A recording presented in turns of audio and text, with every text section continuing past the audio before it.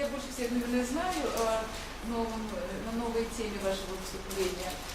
Я бы хотела, чтобы Виктория тоже услышала. Инновации? Я сказал, что...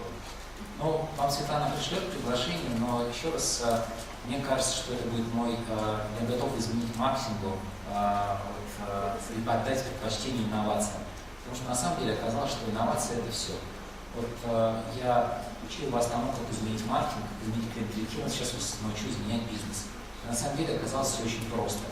Никакой магии. Есть некая модель, просто пошаговое выполнение этой модели гарантирует того, что все инновации в вашей компании будут реализованы. Но опять же, при вашем желании, при соответствующем финансировании и при поддержке, вот так просто чудеса не происходит.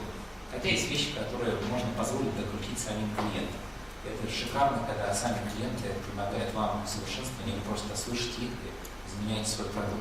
То, с чем создавался, то, с чего 2 месяца назад стартовал наш бизнес, то, что мы продавали 2 месяца назад, то, что мы продаем сейчас в Конгуру, вот этой новой компании интернет-интеграторе, это уже абсолютно разные вещи. Потому что мы слышали наших клиентов, и каждый раз, когда мы просили больше, мы делали все больше и больше за те же самые деньги, увеличивая ценность нашего предложения. Поэтому, можно там просто смело сказать, что вот, я не знаю, там, спасет ли ваш маркетинг, спасет ли вас клиентизм, но инновации вас спасут точно. Как я раньше не догадался до этого, я раньше не обратил внимания на слова Питера Друкера, что в бизнесе 2 функции важны: маркетинг и инновация. Я, если честно, не понимаю. Но, наверное, я просто не одинок.